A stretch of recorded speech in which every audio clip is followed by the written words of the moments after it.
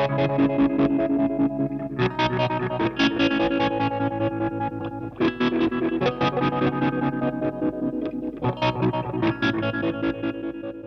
everyone, this is kind of a hardware build quality, I guess you could call it review of the Strymon Big Sky. It's just my opinion of the hardware used on the Big Sky. I'm actually going to open up the back. We're not going to get too adventurous on the inside. I don't want to break it, but I wouldn't mind having a look on the inside just to see if we can spot some of the hardware used and things like that, and gives you a bit of an insight of the engineering prowess of the company if you have a look on the inside, how things are spaced out and things like that. So we'll open that up later on, but first we'll just take a look at the actual outside of the pedal.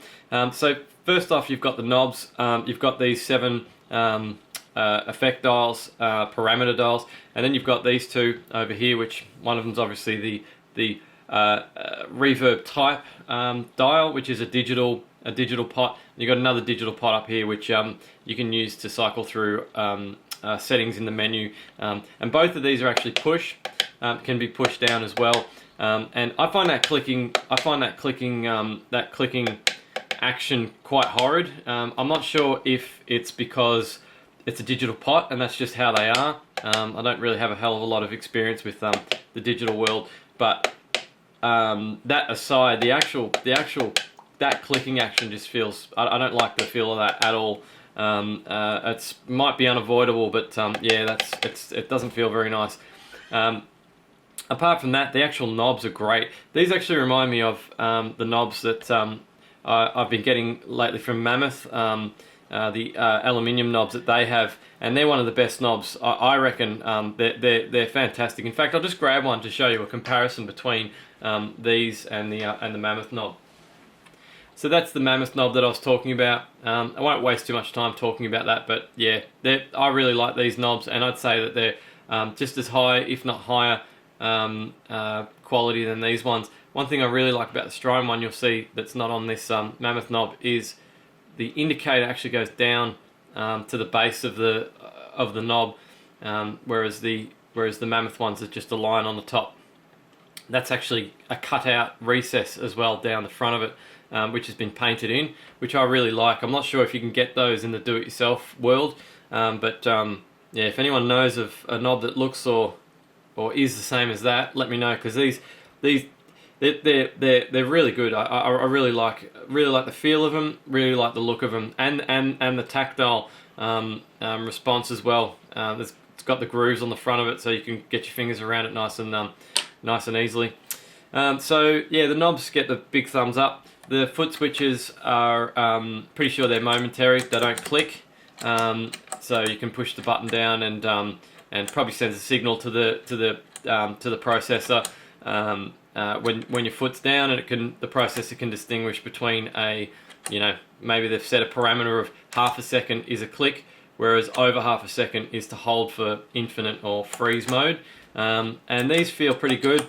They feel quite good. I don't have anything else that actually uses something like this with a momentary switch, so it takes me a little getting used to, because I'm used to feeling that tactile response of a 3-pole double throw where you push it down, it clicks. These ones don't do that, but that's not a fault of the pedal. That's a fault that I am not used to it. And then you got the silk screen across the front. Silk screen can scratch off. I've only had this pedal for a week, so obviously I haven't had any problems with it, but it depends on the quality of the silk screen. Some are more durable than others. I'd imagine that this is going to be a good one. I did have a little bit of scratching on my damage control demonizer. Don't know, this doesn't look the same as that though. The actual silk screen looks different. The demonizer had kind of a shiny surface to the silk screen, whereas this one, I don't know if you can be able to see this, but it's actually got a bit of a sparkly, there's something in the silk screen that makes it kind of sparkle. Very difficult to see. I mean, even in real life it's difficult. You've got to get on the right angle, but it's sort of when you get on the right angle, it sort of sparkles, but sort of shimmers. Looks really good. And as you can see, the actual lines and everything on it are nice and crisp. I mean, if this was a do-it-yourself project, I'd be pretty bloody impressed. I'd be pretty happy with myself, put it that way. So all the front is really good, really good build quality. Those buttons are a bit unfortunate, but I don't think there's much that they can do about that for digital pots. I think that's just the way it is. Also, these LEDs are actually they're actually flush with the front of the enclosure, and you can only feel just a slight amount of proudness on those. They only just feel them sticking up a tiny bit, and the actual outside of the LED looks like it's rounded off too. I haven't seen an LED like that. I'll just zoom in so you may be able to see it. You can see around the top there where the reflection is. It's kind of got a bit of a rounded look to it, but that's a great idea. I think it's something that I try and do on some of my pedals, is to have the LEDs flush, because you can't pop out a LED from the other side when they're flush with the enclosure. So it's a good build practice, I guess, particularly with 1590As or anything that has, and we'll see what down the bottom here, anything that has a foot switch near it. If you push on a foot switch and your foot slips, bang, knocks the LED out the other side. That's a good build practice in my opinion. So we'll look at the back of it now, and we've just got all the dials. All the jacks. I'll just move that around, and it looks like a Boss style jack square. So this enclosure must have been machined, obviously, because it's got a square hole. I'm pretty sure the only way to do that is if you use machining, and you've got your LEDs, which are recessed inside the enclosure, and then you've got all the input and output jacks and the expression jack, and they've got a plastic. It's not a washer. I think that's actually part of the jack.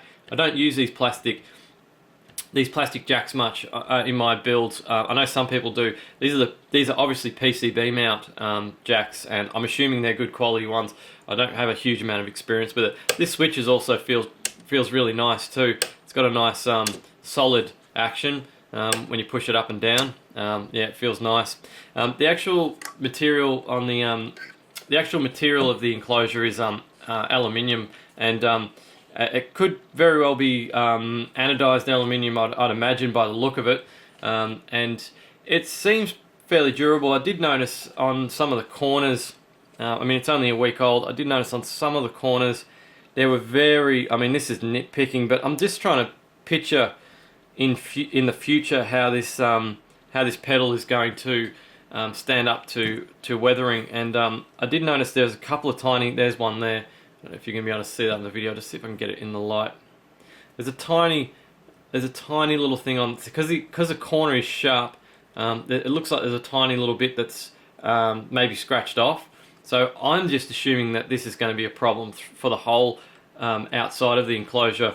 In the future, it might start to wear on the corners. But it doesn't matter what finishing process you use. They've all got their pros and cons, and they're all not going to withstand 50 years of abuse and still look like the day that you bought it. They've all got to weather in some particular fashion. But I mean, that aside, they all have sort of durability levels as well. Some are better than others. I think this is a very good option, anodizing. Unfortunately, it's not so easy to do in the do-it-yourself world, because you need all sorts of it kind of turns into a bit of a chemist lab with electricity, which is a great combination. So I've never done anodizing before. You can do it yourself, but yeah, I don't know if I've got the stones to be doing that in my garage. So yeah, I've never done it, but it's a great it's a fantastic looking finish as well. That brushed aluminium looks just fantastic. I mean, even through the camera you can see how good that looks. It's just yeah, it's a very eye-catching enclosure. And how does it compare to the damage control pedals? I'll just grab one and show you. So as you can see with the old damage control pedals, they were massive. They were huge, and they're built like a tank. They're absolutely rock solid. Even more so, even though the Big Sky is a solid feeling pedal, this thing is just like it's a tank. It's out of control. I won't go into any of the features of the damage control timeline. That would be a different video. I just wanted to show you a comparison between where the company was and where they've gone now, just so you can see the direction that they're going. I think it's a great move that they've gone to a more smaller sized. It's kind of sort of reminds me sort of kind of maybe rack mount, or it can be an effect that can be used for different instruments as well, maybe even voice too. I haven't tried voice through it, but yeah, it's something that's a bit more versatile, I guess you could say, and more focus on DSP instead of the actual algorithms and the sound of the pedal, instead of these sort of little, I suppose it's open for debate, but I'd sort of say novelties called being the tubes in them. I only ever went for the damage control line because I liked the sound of it, not because they had tubes. Just so happened that they had tubes, but yeah, I just like the sound of the damage control line, and I certainly like the sound of the Strymon gear as well. So that's pretty much the external physical look at the pedal. I'm going to open it up now. We'll have a look inside, a very brief look inside. I don't want to tinker too much on the inside because I don't want to void my warranty in case I have issues with the pedal. Also, just before I open it up, you can see these rubber bump-on stickers are what comes in the box. You can put them on if you want. You don't have to. If you use a pedal board, you might want to use Velcro or something like that. But I ended up putting these on because the back of the this sticker was actually getting scratched up pretty quickly. So I put the feet on. I don't really use a pedal board anyway. So yeah, I put the stickers on, and they're not bad. They're quite sticky. Yeah, well, they are now. Once they get covered in dust, might be a different story. But they feel like decent quality. You can get some really cheap and nasty feet for pedals. So it's nice to see that they've used decent quality ones. So let's have a look inside. And this removing the screws is just effortless. The actual machined holes is beautiful to undo. They just glide out so easily. And the back just comes off nice and easily as well, as you saw. So the access to the pedal is exceptional, in my opinion. And as you can already see, the actual interior is well laid out. It's a work of art on the inside and the outside. And you can see that most of it's SMD. You've got there's actually one chip up the top there that's through hole, and there's a few there's the relays there, and I'm not sure of the brand, but they are made in Japan. Takamisawa. Never heard of them before. I don't use relays. That's obviously the relays for the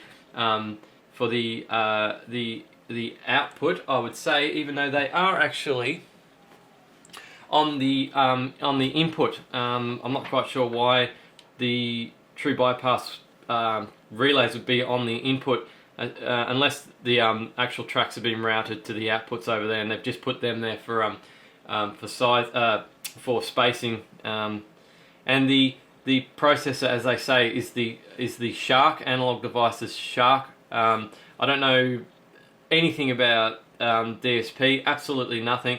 So I'm not even going to sort of get too involved in models and things like that. But if you want to look at home, for those playing at home, that's the actual chip, if I can focus on it. And it's an ADSP21369. I'm assuming that's the actual part number. And as you can see down the bottom there, they've actually, just zoom out a bit, they've actually, just to the left of that chip, you can see Damage Control Engineering. So they're still actually using that Damage Control name on their pedals, even though they've labelled the pedals Strymon.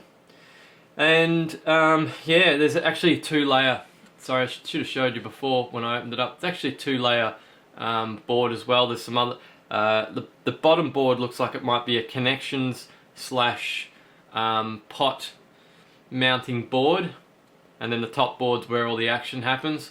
You can see there's a lot of connections that go into that second board, and I'm not sure on those pots either. Pretty sure they're not alphas like we usually use. There's some other brand. If we go around the other side, those two were the digital pots. No, this one's actually the digital pot with the switch on it in the front there. That's actually one of the digital pots. And it's yeah, it's all really nicely laid out. What brand are those capacitors? I would like to know. Nichicon, good move. So they're using only quality brand components in their pedals as well, which is something that I've taken a while to adopt to, but is, you know, the way I see it, if you're going to spend 2 cents on a capacitor, why not spend 4 cents and get a reputable brand instead of a brand that you have absolutely no idea where it's come from or how long it's going to last, particularly with electrolytics, because they tend to dry out as well. So that's a very brief look at the inside. These jacks I couldn't tell one from the next, so I'm not sure what brand they are. They might look familiar to you, but I'm just not sure because I never use them. I know from inserting a cable into them that they feel like they're good quality because they hang on to the cable, and it's usually the first thing I can tell between a good jack and a bad one. Might be open for debate this point, but I personally think that most of the good quality jacks that I've used in the past have hung on to the cable when I've inserted it into the socket. And I'll just show you what I mean by that.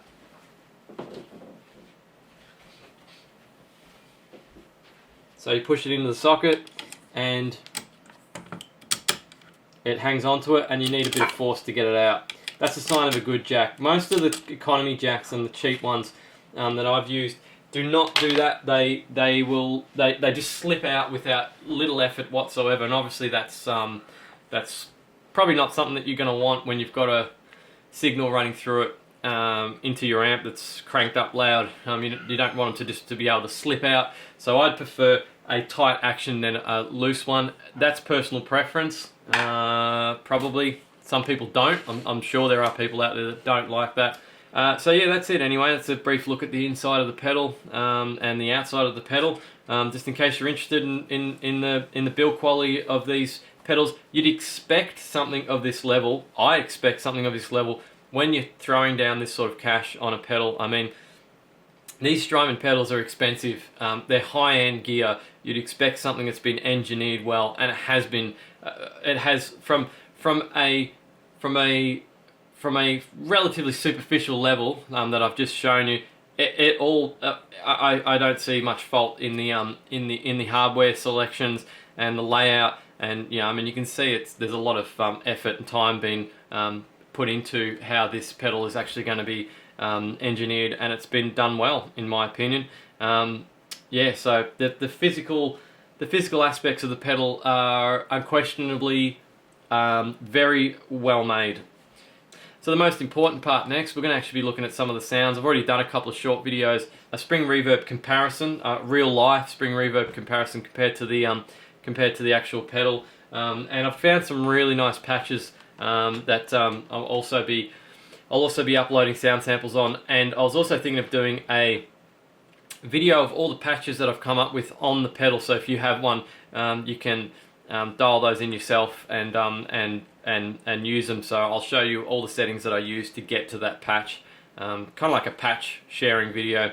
And also on the do-it-yourself topic, I'm going to show you how to make that tap tempo switch for probably under 10 bucks. I don't think it's going to cost us very much. You can make one yourself. Very easy to do.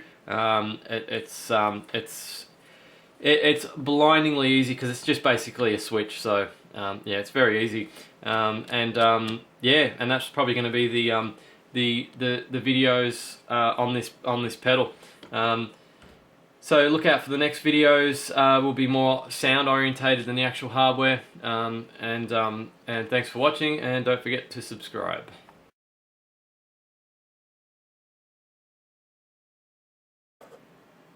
Oh man, I could do that all day long.